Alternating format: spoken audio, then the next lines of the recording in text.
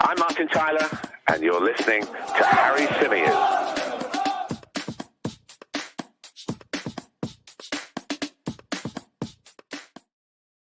Hey everybody, how's it going? Welcome back along to the Chronicles of a Gooner, the Arsenal podcast, part of the 90 Min football family. As ever, I'm your host, Harry Symeou, and on this edition, we're going to discuss the latest Arsenal-related transfer news. And we've got a big update with regards to Declan Rice to talk about, which dropped last night. We're going to get into it. We're going to pull it apart. We're going to get into the ins and outs of it. We're going to be talking about the price point that has been mentioned. Is it too much? Are we potentially overpaying for Declan Rice? Or is this one of those signings that falls into the category whereby you just pay whatever it takes? We'll get into all of that on this edition of the Chronicles of a Gooner. But before we dive into it, if I could ask you to leave a like on the video if you're watching us on YouTube, subscribe if you're watching us on YouTube, subscribe on any audio platforms that you may be listening to us from as well. Leave us a review on audio. It really, really does help. We're on a journey. We want to get to 30,000 YouTube subscribers ASAP. I'm hoping to achieve that by the end of the year. That feels kind of realistic. So let's try and push towards that. And yeah, you know what to do. You know what buttons you need to press. Listen, just a quick sort of disclaimer at the start of the show. If you can hear dogs barking, it's because I've got every door, every window open, because it is pushing 30 degrees here in North London. It is really, really warm, really warm. I can't bear to close the doors. I can't bear to close the windows, but obviously the neighbors have all done the same. And so those that have dogs, Soz Loris, either side of me, have their dogs out in the garden, and they have been barking a little bit this morning. So if you hear that, I apologize. I am aware of it, but barring jumping over the fence and doing something I shouldn't, I can't really do too much about that. Let's say a few hellos because there are plenty of you joining us in the live chat. Glenn Goldsworthy is with us. We've got Rafael Lim who says, hi, Harry and fellow Gooners. Good evening from Singapore. We've got Halo Mateus who says, morning, looking smart on TalkSport. Thank you very much. I did speak to Adi Oladipo and Rory Jennings on their transfer show over on TalkSport last night. You can find the video. I posted the link on my socials earlier today. Check it out. Spoke to them for a good few minutes about the Declan Rice news, which I didn't know we were going to talk about, actually. It literally broke as we were waiting to speak. So it was a little bit of improvisation, but we've been talking about this player and the potential of him moving to Arsenal for so long. It wasn't too difficult. Big hello to Mafia Boss, who says, morning, my brother Harry. Faluso is with us. We've got Paul joining us from Nairobi in Kenya. Junior Gunner says, nice fresh trim, mate. Thank you. It's been a little while now, actually. It's been about a week, but anyway. We've got Kengu, who joins us from Monrovia in Liberia. We've got Daniel, who joins us from Glasgow. Graham says, good to have a morning pod. Good to see you, my friend. What else have we got? Tom says, hi, everyone. Saliba first, Rice second, then Mark incoming. And we've got then Mark incoming, Mbappe incoming. And we've got Mark in the comments saying, good morning, Harry, as well. Okay, so let's bring you up to speed. What is the update? What have we heard? What's the latest with regards to Declan Rice? I'll tell you what I'm going to do. I'm going to share my screen for those of you that are listening, watching us, I beg your pardon, on YouTube. Let's have a little look at the story published by Jacob Steinberg yesterday. Now, Jacob Steinberg is not normally one of the names that you associate with Arsenal stuff. Now, that's not to discredit Jacob Steinberg. He's fantastic at what he does, but he isn't a David Ornstein or a Charles Watts or any of those names, in the sense of Arsenal doesn't really feel like his kind of main remit, the main sort of club that he covers. We do know, though, that Jacob Steinberg is very, very plugged in to West Ham United. Previous evidence tells us this. If you look back at some of the stories that he's broken in the past, they've been spot on when it comes to West Ham United. And from sort of speaking to people in the business over the last couple of days and wanting to learn a little bit more about some of the names that have been talking about the potential of Declan Rice joining Arsenal, I was told on numerous occasions by numerous people that Jacob Steinberg is one of the people to go to when it comes to West Ham United. So not necessarily one from our side, but one from the other side. And this is what Jacob Steinberg published yesterday on the Guardian's website. He says, Arsenal are close to agreeing a fee with West Ham for Declan Rice and are expected to pay more than £100 million for the midfielder if certain add-ons are achieved. West Ham have accepted they are going to lose Rice, and Arsenal are ready to make him the most expensive player in their history. A bid is yet to be submitted. The talks between the clubs are progressing smoothly, and there is a confidence that the deal will be finalised soon. Arsenal have made Rice their top target and will face no issues when it comes to personal terms. They're moving quickly in an effort to ensure the deal goes through without any hitch and have been keen to pay about £90 million for the 24-year-old. West Ham want as much money as possible and have asked for add-ons that would take the fee to more than £100 million. Arsenal's transfer record, of course, is the £72 million paid for Nicolas Pepe in 2019. Now, you can read the rest of the piece from Jacob Steinberg. He goes on to say that sources believe the prospect of a rival club trying to sign the West Ham captain is receding. Bayern Munich, Chelsea, Newcastle, and Manchester United have looked at signing Rice, but Arsenal, who are looking for ways to move out Pepe and Cedric Suarez, have been the most aggressive in attempting to buy him. Arteta is a huge admirer of the England international and is determined to add to his squad. Arteta believes Rice will be key to helping Arsenal to mount another challenge for the Premier League title, and he's prepared to make space for the midfielder by allowing Granit Xhaka to join Bayer Leverkusen. Arsenal are also considering bids for Brighton midfielder Moises Caicedo, who is wanted by Chelsea, and are trying to sign Manchester City's Ilkay Gundogan on a free transfer. So, look, we'll break this all down because there's quite a lot to discuss from there. There's quite a lot to unpack.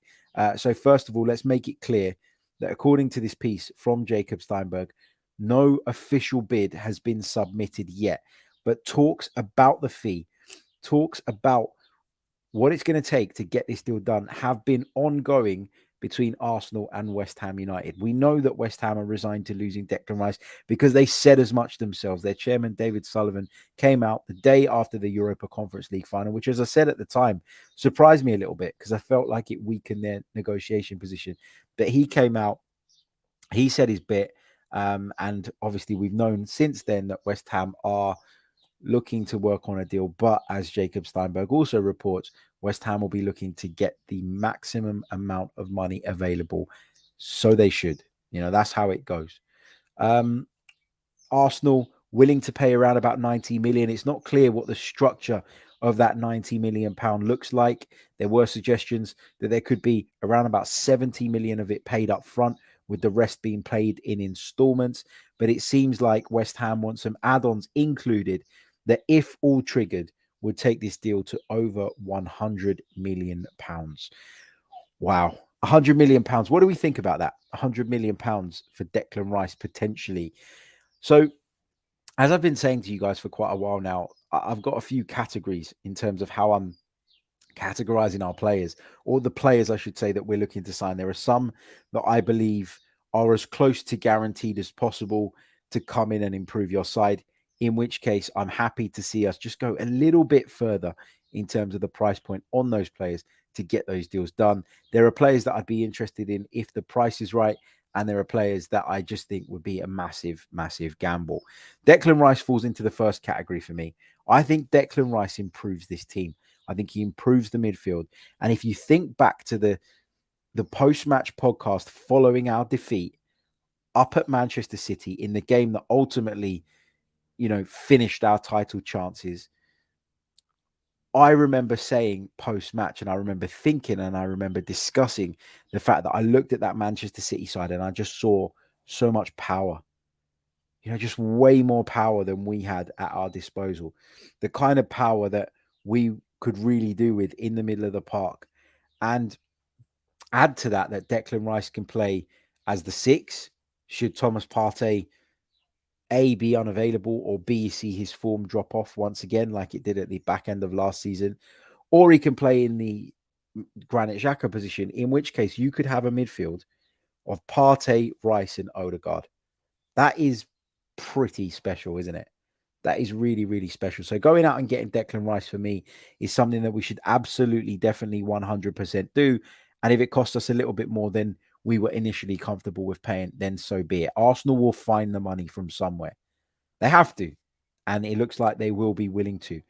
I said to you guys yesterday that I still don't feel like we're going to be able to land Rice and Caicedo, and I stick by that. I very much do believe that it's going to be difficult to do both of those deals. Jacob Steinberg talks about Caicedo, talks about Gundogan. We'll get onto that in a minute.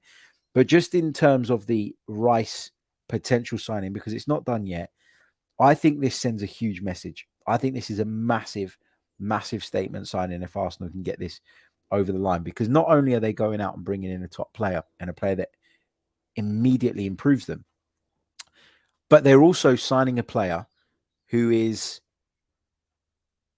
wanted, admired by a number of other clubs.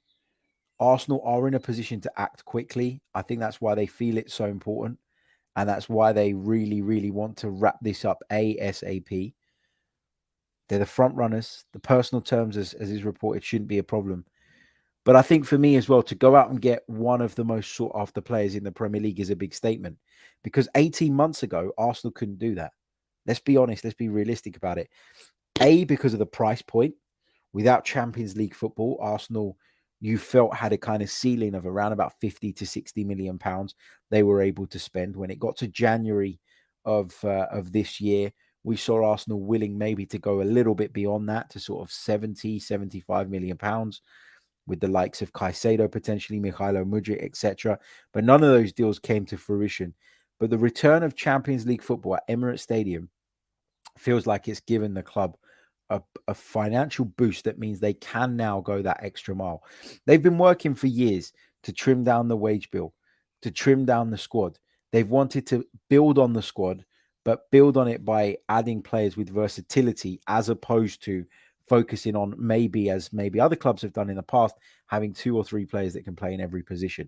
That's a great position to be in, but you have to be realistic about the way Arsenal operate. And so to me, it feels like they're looking at versatility as a way of potentially making a squad that looks smaller in terms of numbers, stronger in terms of its depth and its ability to adapt and cope with absences. So Declan Rice ticks that box. As I say, he can play as a 6, he can play as an 8. You could even chuck him in at centre-back in a desperate situation as well. So this is someone who adds power, who adds quality, who adds experience in the Premier League, and who immediately elevates the level of this team. Now, I'm not saying that he's like a much better player than Granit Xhaka, because I think Granit Xhaka has been excellent this season. But Granit Xhaka's 30. It's not going to last forever. We know that he wants to go back. Declan Rice could well be a permanent and important fixture in that midfield for the next 5, 6, maybe even longer years to come. And I think he just brings an extra athleticism to that midfield that we've been without for a little while. So yeah, let's see how that goes. Gives us flexibility as well, being able to play with 2 defensive midfielders if we want to. You could put Rice alongside Partey and you could go into real defense mode away from home, maybe at the likes of Anfield, at the likes of the Etihad, etc., etc. So flexibility is everything, I think, in this. Let's take some of you guys' thoughts. King Musa says Caicedo incoming. I'm not sure that we're going to be able to get Caicedo as well, but we'll have to see how that plays out. Cass says the only time I will believe this transfer will happen is when I hear it from Fabrizio Romano. Here we go. Listen, guys, Fabrizio Romano is great at what he does, but he isn't the only journalist out there with information. And a lot of the time, Fabrizio Romano is the one that has to say it for people to believe it. But a lot of the time, these stories originate from elsewhere as well. So let's not discredit Jacob Steinberg's information, is what I'm saying, because he's got a great track record. What else have we got?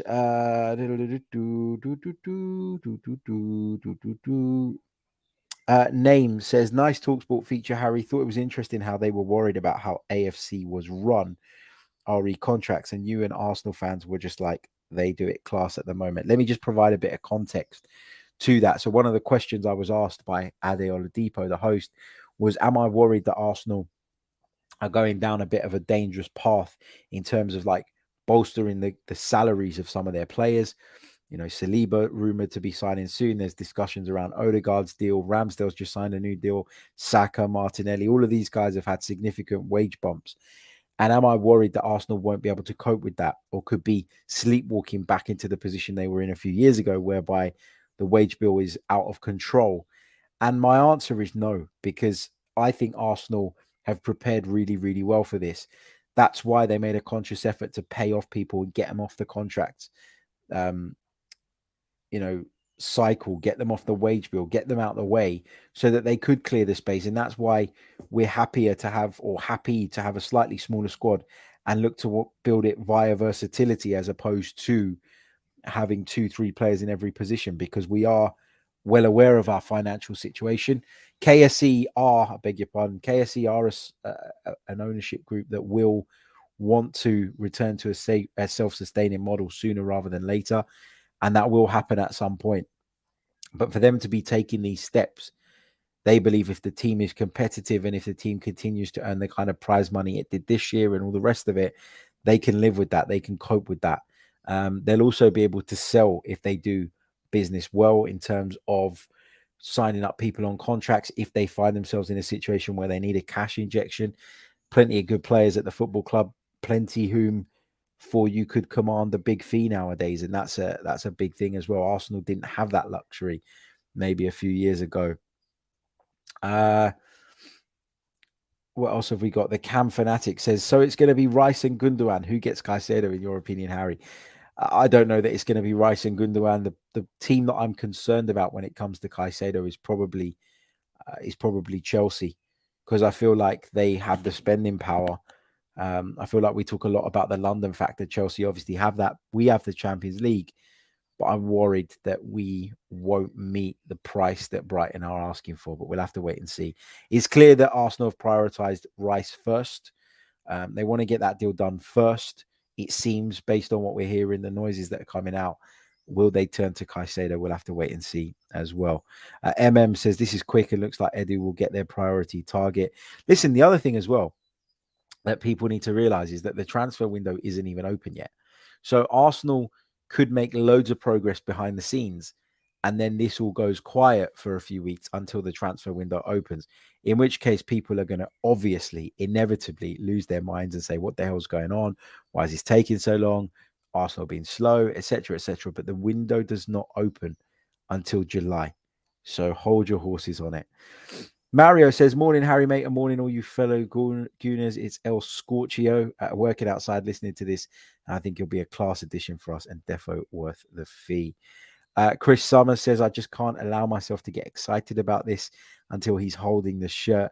Too much history has happened. That's fair. That's fair. We'll take some of your questions in a little bit.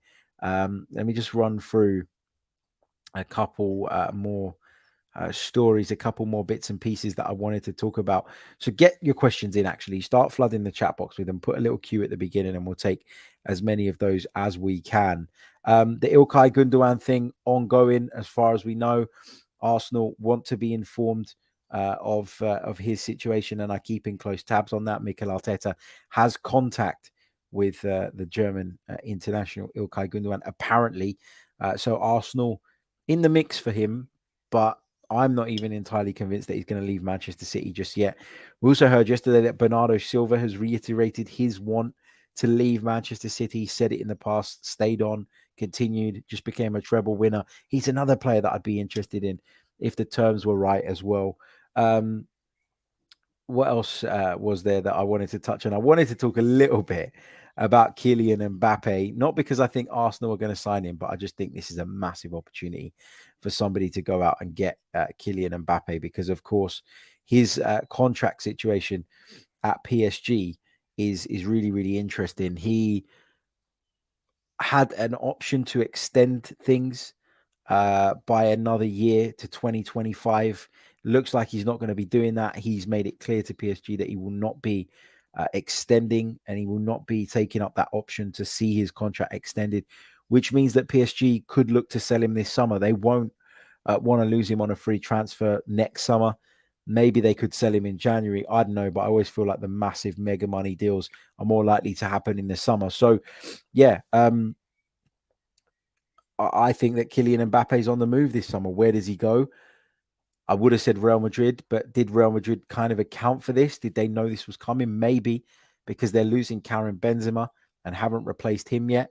Maybe it's all intertwined and all interlinked, and that's why Real Madrid were okay with Benzema's departure, because they thought that they could potentially force PSG's arm this summer to let Kylian Mbappe go, given his contract situation. Is it an option, or is Arsenal an option for Kylian Mbappe? I've seen loads of Arsenal fans say, go out and get him, go out and get him.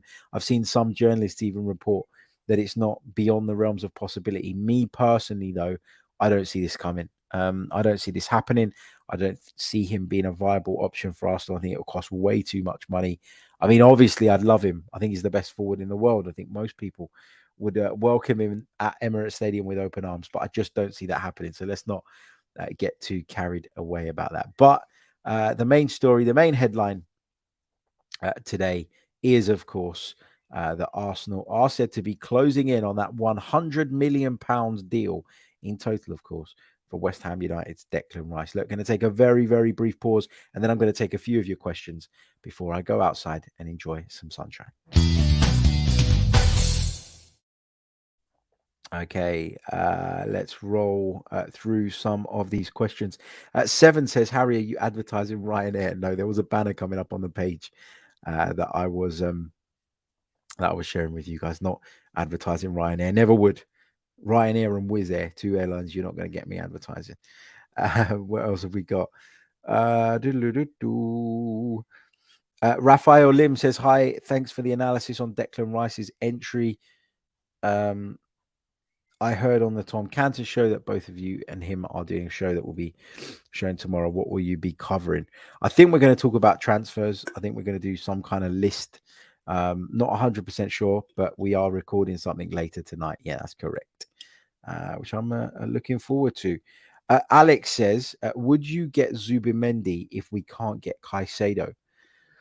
I really like Zubimendi. I do. I think he's got a lot going for him. I love sort of his tenacity for someone that isn't necessarily the biggest in terms of his frame. I love that he looks really technically secure as well.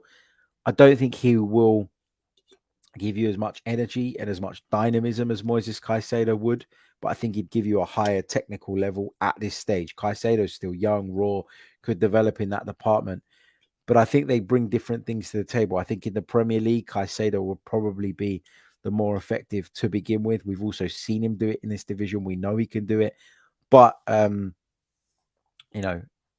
of them are good options for me. Both of them are good options for me. Jay Sayers says you can actually sign players now. You just can't register with the Premier League for a few weeks. Yeah, and you can make announcements and stuff, and you can do all the paperwork. Of course you can. But the point is that you can't officially register them. And therefore, if you do it tomorrow or you do it at the end of June, it doesn't make an awful lot of difference. And often these things can be done in advance without everybody knowing about it, only to be announced a little bit later on. Mafia Boss says, why can't we get both? He means Rice and Caicedo. Surely we can. The Cronkies have to back their man. Maybe they will. And if they do, I'll be pleasantly surprised. And I'll be the first to sit here and give them credit. But unfortunately, guys, I just can't see it. I just can't. Alex says, will you be in Nuremberg for the preseason game in a month? I won't be. Having a bit of a break this summer. This has been a really, really difficult season in terms of how much has been going on. I'm not complaining about my job because I absolutely love it, but I covered so many games, traveled to so many games, had the World Cup slap bang in the middle of it, and then it was back to the grind, and literally got back from Istanbul on late on Sunday night when I was covering the Champions League final. So I am knackered, is the truth, and I need a bit of time. I need the rest of this month, where we will be bringing you podcasts as well, but of course, just for the rest of the stuff to just be a little bit calmer. And then July, the same up until our preseason really kicks into gear. I am just going to be trying to get as much downtime in as I possibly can. Not going to Nuremberg, but we'll be right across it on this channel. And if the game is televised, hopefully we'll be able to do a watch along. And you guys can join me to take a look at some of our new signings by then, hopefully. Fingers crossed. Haylor says, I think 100 million is the new standard for those elite midfielders out there. Just look at the price of Bellingham as well. I just wonder what that does to the asking price for Caicedo. Yeah, it's a good point. I think that I think that Rice has done it for a little bit longer in the Premier League, and being an England international, there is always that premium that gets chucked in on top. So I don't think that it's going to have too much of an impact on Caicedo. I think you can pick up Caicedo for anything between 75 and 80 million pounds. It is a lot of money. And if you're going to pay 100 plus for Rice, then you can understand why I feel like it's unlikely we do both of those bits of business, given we still need to strengthen in defense, in my opinion, in attack as well. But we'll see. We'll see. George says Romano named Arsenal as one of Mbappe's options. Do you even think we have a 1% chance of that happening? I'd like to think we do, but guys, the money it's going to cost, not just in terms of to get him out of PSG, but in terms of what it's going to cost on a weekly basis is mental. I think with Mbappe, you'd get a lot of it back because he is someone that is incredibly marketable. He's one of the faces of football these days. I just look at Kylian Mbappe. I look at his career so far, and I've just always felt for a number of years now that Kylian Mbappe is destined to go to Real Madrid, and I think that will be his next move.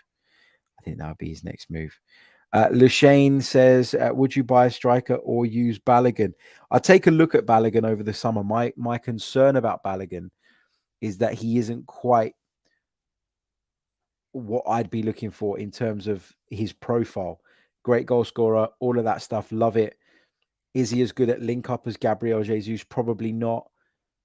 I'd also argue that we probably need a slightly different type of centre forward going into next season. I think we need a plan B. Is Balogun that much of a different plan in comparison to Jesus? I've said that his link-up play is probably not there yet, but he's still of a similar build, a player who comes alive in the penalty area. Is he someone that you're going to be able to go that little bit more direct to? I don't think so. And I think that we need to have different options. I would cash in on Balogun now, genuinely. I think this is a great time to sell him. I think his stock is as high as it's probably ever going to be at this moment in time. Cash in, take the money, and look at other options. Chris says with N'Golo Kante almost completed to Al Ittihad, do you think this means that Chelsea are confident on Caicedo? I think it means they'll try. And I think as long as we can match them financially and Brighton have no reason to choose them over us, I don't think we have a problem getting Caicedo to the Emirates. I think we are a much more attractive proposition than Chelsea right now. I really, really do. I really, really do. What else have we got? There's so many questions coming through. I'm just going to have to pick a couple before I disappear. I need to go and pick up my little one from nursery. And then I'm going to put my feet up, catch up with some emails, have a nice cold coffee, I think, out in the garden and take in this beautiful sunshine. What have we got? Cass says, at this moment, it's all about players Arsenal will sign, but I will be interested to see how much Arsenal bring in from player sales at the end of the transfer window. I've seen some Arsenal fans suggesting that we'll bring in 100 million, maybe more than that. I don't think that. I think if we're going to get the rumoured 15 or so for Xhaka, which isn't a lot, and I've repeatedly said isn't enough for a player of his quality, that's 15 there. If you sold Kieran Tierney and you got 30 to 40, you're talking then what? Let's say 40, 55. Who else can you sell for big money? Tavares? No. Lokonga? No. Balogun, maybe if you could get 30 for him, that pushes it up to sort of around about the 80, 85 million pounds mark. But beyond that, I don't think we bring in too much more. So I don't think it will be a crazy amount. But I guess the more we can bring in, the more we can offset against some of these transfers that we're looking to bring in. And I guess the more that gives us freedom to push that a little bit further when we need to sign certain players.